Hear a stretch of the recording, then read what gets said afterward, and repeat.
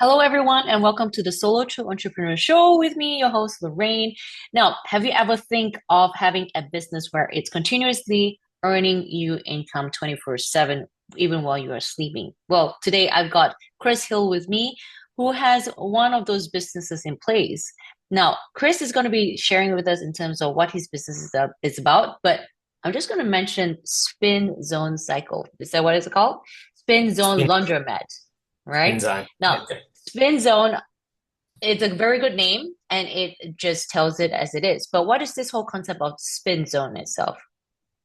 Well, spin zone just came about only about 18 months ago. I've had laundromats for close to 10 years. But people liked my model and the way I was building laundromats and the way I was operating because they could see me not working in them. So I almost caved to the pressure of people wanting to know how to do it. So I created Spin Zone from that. Only about 18 months ago. And Spin Zone is now the brand of our laundromat franchise and chain. So we have corporate stores and franchises, and we have investment models as well. So, as you know, Chris is from Australia, from the accent, if you can pick that up. But let's look into this whole concept of laundromat, right? Because back in the day, especially when you're changing into that business model of laundromats, where there is a period of time where people are like, no, we're just going to have our own laundry, at home to save costs and things like that. What made you go into that business of laundromats? A lot of people ask me that question. Why did you go into it? And I never thought I'd go into the laundry business myself. But it's more the business behind the laundry, I think. I like the innovation. There wasn't much innovation in the space here in Australia in self-service laundromats. It was the typical old-fashioned coin laundry that you think of with old top loaders, dirty detergent trays, and in and out. Uh, I wasn't too happy with my job at the time, but in the background, I was always doing something. I was always a bit of an entrepreneur, trying things and doing things and building things in the background to my day-to-day job. I finally caved into my own desires and built a laundromat, a single laundromat, uh, despite friends, family, colleagues saying, don't do it. Everyone's got a washing machine at home. Why are you building a laundromat? It's not going to work. Even the tradesmen building it were telling me it's not going to work. It was quite fearful at the time. I stuck So to my did gun. did someone just present a laundromat business and say this is for sale? Did you want to take it over, or what was your thought process into going No, down no. that field? I had a vending machine business that I would work on about 4 hours every Saturday. But there was a lot of driving involved. So, I had about 100 machines that I'd have to service, and I'd service about 25 every Saturday. So, over 1 month, I'd get all 100. I got sick of driving. The petrol was killing me, or the fuel for the car. So, I wasn't making that much money, and I just thought I wanted one giant vending machine where everyone came to me instead of having to drive around. And that simple idea was a laundromat. It's basically a giant vending machine where everyone comes to you, and you just go to the one place to service it rather than 100. So that's where the idea sparked, and it took me about 2 years of research, and I think it was more getting over my fear for 2 years before I plunged into it. But after 2 years, I had done enough research. I'd studied sort of catchment areas. I looked at other laundromats. I wondered why there was no laundromat in certain areas. I spoke to people. I spoke to owners. So I did a lot of research, and eventually I found a spot which was closer to my home than everywhere else I was looking. I ended up finding one about a kilometre from my home, a vacant shop. So I took over the shop and I built the laundromat from scratch, and I built most of it myself. I got the trades in to do the trade bits, and I got the laundry equipment delivered and installed. But the design and the concept, and I painted it. I did the floor. I put the lights in, I put the security system in. I did most of it myself, hands on. I made a few mistakes along the way, but it's all hidden nicely. So customers at the moment, like that laundromat's now about 9 years old, and it's still chugging away beautifully. It's like a little cash cow that sits in the corner, and I hardly ever visit it. I went there yesterday for the first time in maybe 3 months. And I only went there because someone else wanted to see it. So I was showing them. They'd flown Well all the way done. from Perth and wanted to come and have a look. So Yeah, well done. And that's the thing about business, isn't it? Is doing that research before actually jumping in and taking that leap of faith, as they say, doing the calculated risk as as you've done with all that research in that business before actually taking that gun. But I think it's the leap of faith in terms of your ability to grow a vision that you foresee in your mind without listening to all the noise, as they say, in the background oh, with everyone saying no, isn't it? yep, you're spot on, Lorraine. The combination of getting over your own fear and not listening to the negativity around you and doing your research at the same time, definitely need to do those things. So in terms of franchising, where did that idea come in from a laundromat, business? Because when people take over, let's say a dry cleaning business or laundromat, you don't think of scaling towards the franchising side of it. What came in place in terms of having that idea part of your business? Yeah, there was a couple of things that came together for me. It was the fact that people were interested in my model. Like, how did I do my model? Other owners had laundromats, but they tended to need to do a bit more work in it than I did. Uh, so they were keen or interested to see how I had built mine because I was never spending any time there. They were hands off. So there was that aspect, and the fact that they were doing really well as well. So the revenue they were earning or generating, they earned more than me in my first year when I was working a full-time job. It was the old 5-year plan. I'll see how we go after 5 years and make a decision. But in the first year, I did its tax return and it earned more than me. So that was it. I jumped ship and into the laundry business from there.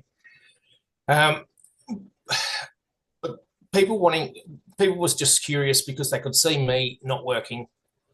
Um, I was interested. I didn't go flat out into the laundry building industry straight away.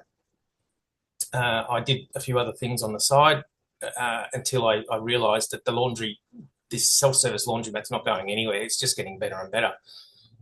So I thought, well, it's time to sort of double down on that. That aligned with the other people that were interested in it, that wanted their own laundromat as well, made me think of the franchise model. It really is an easy model to scale, so you can replicate it. So first of all, I wanted to just build more laundromats myself, and I ended up with about 5 or 6. And then I ran out of money. The bank wouldn't lend me any more money. I was out of equity. I'd reached my limits. So the only way to do more was to franchise or do an investment model. That way I could still keep building them. I could still grab the good areas and I could keep scaling. But So you were also helping people increase in their finances from the sideline. So it's not just growing your business per se, but it's also helping other people growing their finances too. 100%. Look, I think it's the only way you can make this succeed is if you get your family, who and I call them my family now, the Spin Zone franchisees and the investors, uh, get them on board, really help them, make it work for them. I'd rather have only 40 investors and franchisees with 3 or 4 laundromats each than having 100 single people with one laundromat each. To me, that doesn't make sense. I'd rather limit the people and help them and make them grow. So this is a question as a business coach, right? As a business coach, people are like, oof, I've got a wife and need to kind of consult her before I make the decision. Oof, I got a partner. I don't know what they're gonna say about it. They're gonna probably be on my back about it. How did you have your wife, Gary, on board of all these things and support you all this way? Quite How did you, easily. how did you, oh, you convinced her easily, was it? I did. I think she's very she's similar minded to me. So we're both okay, okay in taking a bit of risk, calculated risk anyway. We like creating things, and we like people. We like helping people. So we've got all that aligned. So being able to get Gary on board was quite easy. I think we both need someone else that's a bit more grounded around us to keep our feet on the ground together, because we don't complement each other. We're both the same in that way.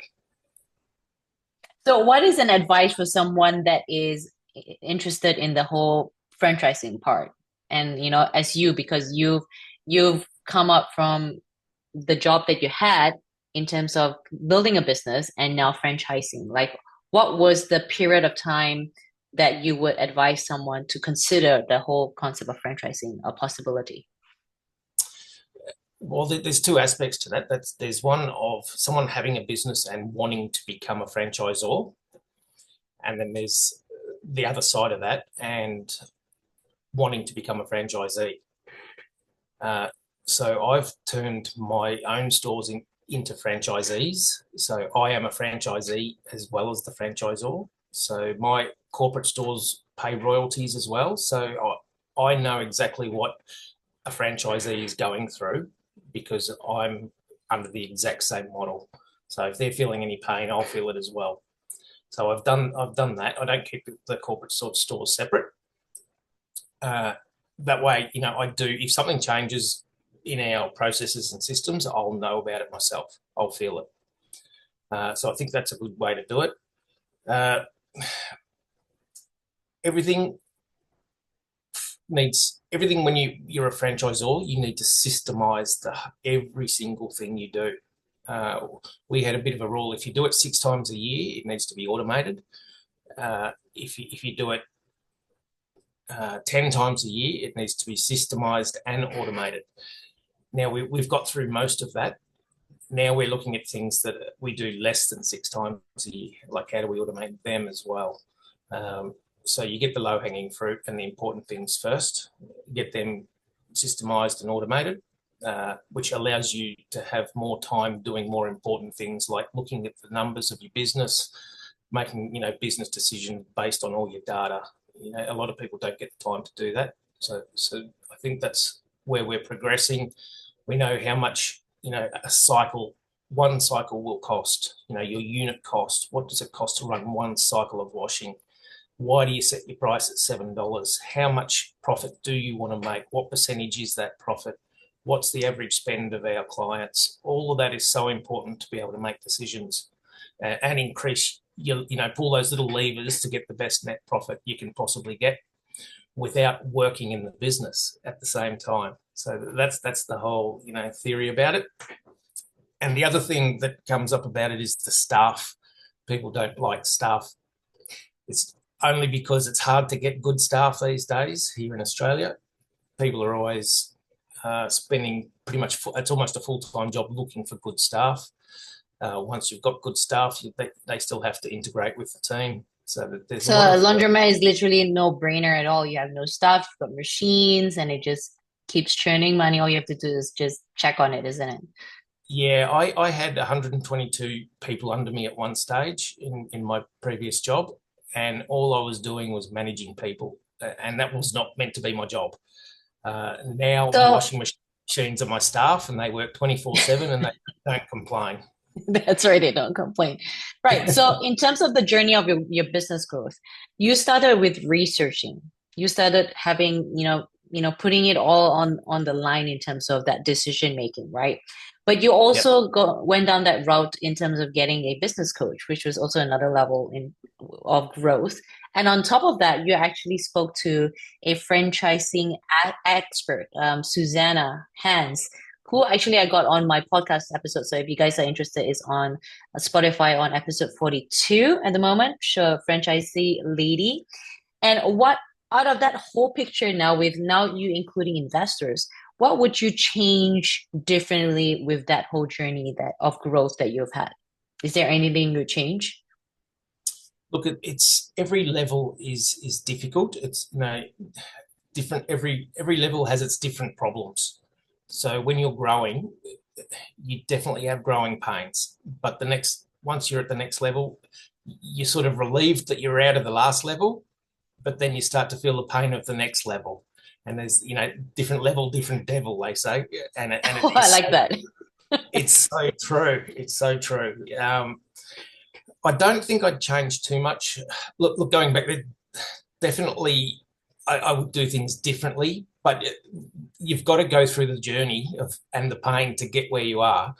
Uh, so it's okay to make those mistakes. It's okay as long as you're learning from them, which everyone says, but you really need to. You don't just keep doing the same thing. A lot of our mistakes have led to us doing it properly. Uh, we've trusted the wrong people sometimes, and that's led to not using them again. That's an example. So as long as you don't keep using the same people that are not doing the right thing by you and you learn from it, keep It's going. how quickly you can bounce out of that problem, isn't it? If there's a challenge or a problem, so how quickly you can bounce off a failure, as they say. 100%. You need to recognize that, okay, that could be done differently. Uh, Even my last laundromat is probably my best laundromat as terms of the way it looks and all, the way it was promoted and the way it's cut finished. Like it's fantastic. Um, but I still look at it and I know where I could have fixed 100 things. It's if I look at it, I'm sort of thinking, oh no, I could have done that. I could have done that. And someone else is looking at it going, well, this is fantastic. You know, but I know myself, and I've already fixed those problems in the next design. It's already Mm. done, so I'm not going to repeat them. So So you I just got to keep going. so I saw one of your launches and you incorporated some culture in it. And for those of you that don't know, Gary is a fellow Malaysian, such as myself. So to incorporate that whole lion dance thing when it's like so close to Chinese New Year, like that's amazing to have that happen because all launches of businesses are all different, isn't it? But to have that uniqueness of having that and having it so loud that everyone can see your spin zone laundromat. What's the That's thought of that one? Look, I've done that from my very first laundromat 9 years ago. I just wanted something that was colourful and loud, something where it's going to attract their attention. So my first laundromat has got Bunnings across the road, and they have a barbecue, in the car park at about 10 o'clock in the morning. So Saturday morning we had our grand opening, and we ended up with half the store of Bunnings over at our laundromat, because of the noise and the colour. And they did such a fantastic job with this line dance. It was really good. I thought from now on I'm just going to do a line dance every single. Launch near Chinese New Year with Yeah, the yeah, lion dance then. yeah. So the being near Chinese New Year was just a coincidence with this one. If I keep opening them, I'm bound to have a few that come up in Chinese New Year. So that's even better. But I still have them, so people are still surprised to see them in October. The noise and the colour, so it still draws attention. Yeah, I like them myself. I think all the kids love it too, so I think it puts a smile on everyone's face. Absolutely, absolutely. Okay, so what is your advice for business owners out there from a entrepreneur point of view? Like, what is a takeaway that you would like to share with entrepreneurs out there listening? Yeah, I'll go back to the passive income side of it. I'm involved in a lot of laundromat groups and social media groups, and I see people say, laundromats are not passive income. You've got to work in them. It's too hard. No business is going to be passive if you don't put the proper systems and automation around it. It doesn't happen. Being passive doesn't happen by itself. You don't build it and it's passive. That's true, but it's not hard to put the passive systems in around it to be passive. I did a tour of laundromats over in America last November, and we spoke to a lot of owners. They were quite open with us because there was no threat of me from Australia coming and opening up a store next to them. So they were happy to talk to me, and they would sit behind their desk and hand out quarters for 12 hours a day for notes. That was their job. And if a washing machine broke down, they'd jump on top of it, put their hand down behind it and turn it off and on again. And I'd say to them, why don't you put a smart switch in so you can do it automatically? And they said, well, I'm here anyway. I can do it. I said, well, that's the idea. If you've got the smart switch, you don't have to be in. Simple things like that. Why don't you automate all your detergent and softener? There's all the mess in the whole store was basically from powder detergent being, dropped everywhere or thrown everywhere. I said, just get rid of that problem completely and automate that. There's 3 or 4 things they could automate and they're done. They don't have to be there. And then you've got no staff wages, which is 35% of your expenses. And look at that, you've turned your business around and you've got time to do other things. So passive income models don't come for free. You do pay for them, but they are definitely worth it. Set up your systems, do your automation, look at all of low-hanging fruit, things like bookkeeping and things. You don't want to be doing that. You can automate 90% of that. Get rid of all that stuff and you've got all your time in the world to think about the big problems of your business and where you want to take it. It's like both of us know Adam Coffey, and Adam Coffey also had the laundromat system, but it's automating it as per se, right? Like he shared the story where back in the day they were holding keys and keys of each machine just to take the coins out, and you have the coin machine being stolen.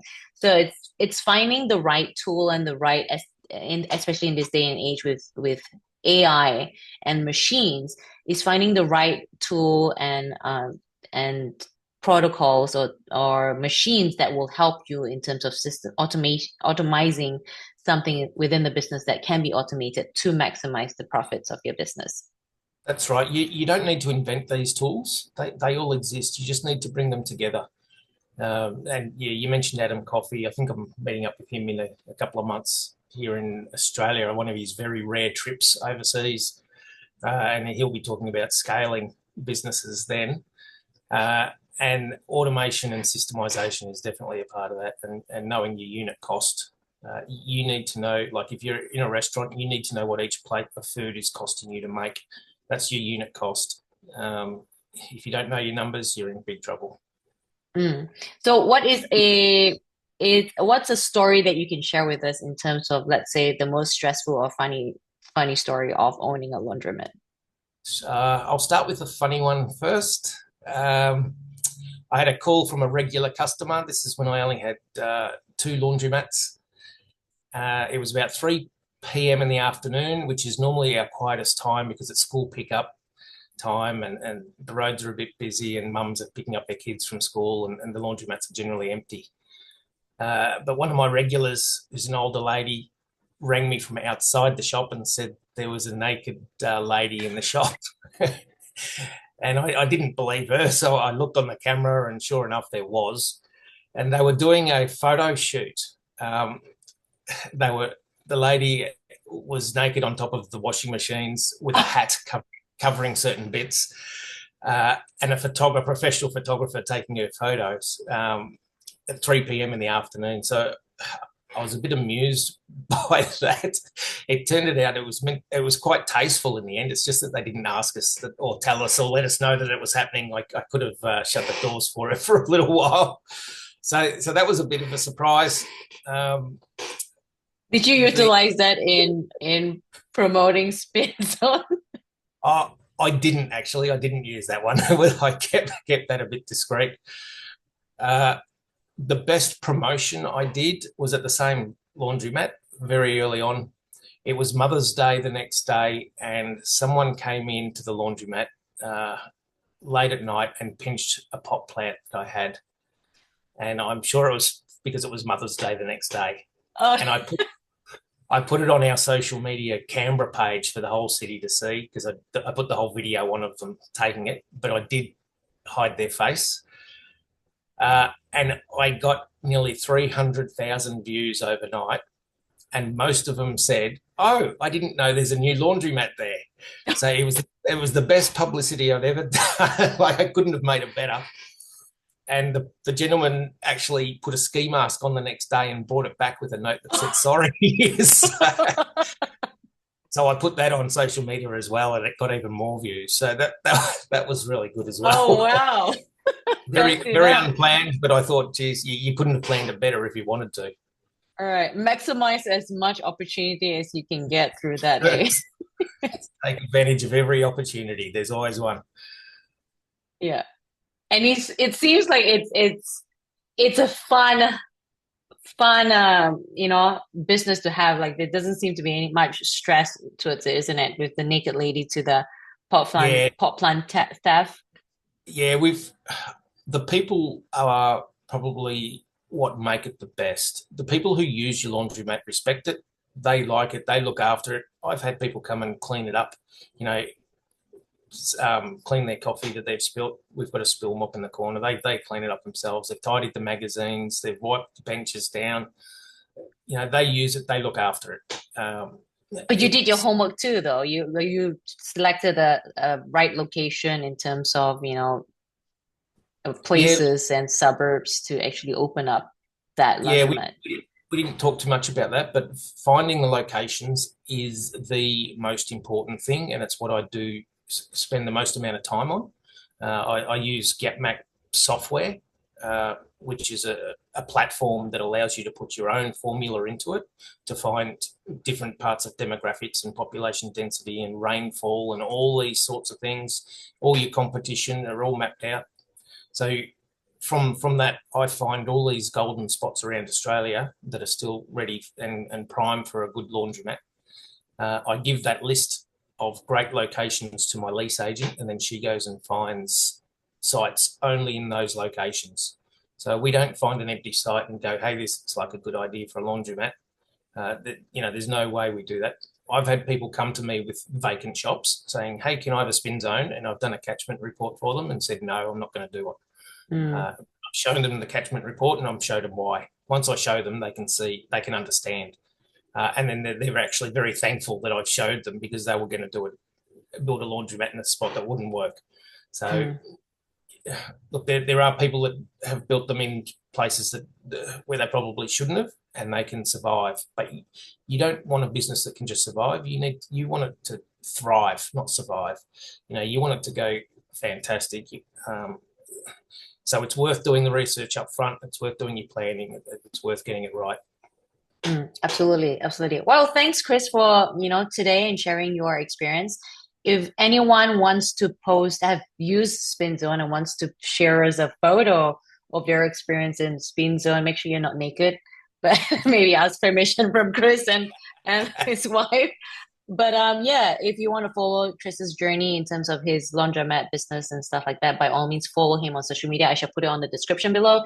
If you like this episode today with Chris and the funny little stories that we've had and shared today, please do like, subscribe, and share this podcast to your friends. And also, I will put on the description on how you can get in touch with Chris, let's say, but please don't spam him with unnecessary things. But having said that, if you guys are interested in franchising, I'm going to put it down as well on episode 42 on Spotify with Susanna Hans, which is who Chris and Gary are working with in terms of their franchising business themselves. But again, Chris, thank you so much for being part of this and sharing your experience. Thank you, Lorraine. You're fantastic. Love your work. Thank you.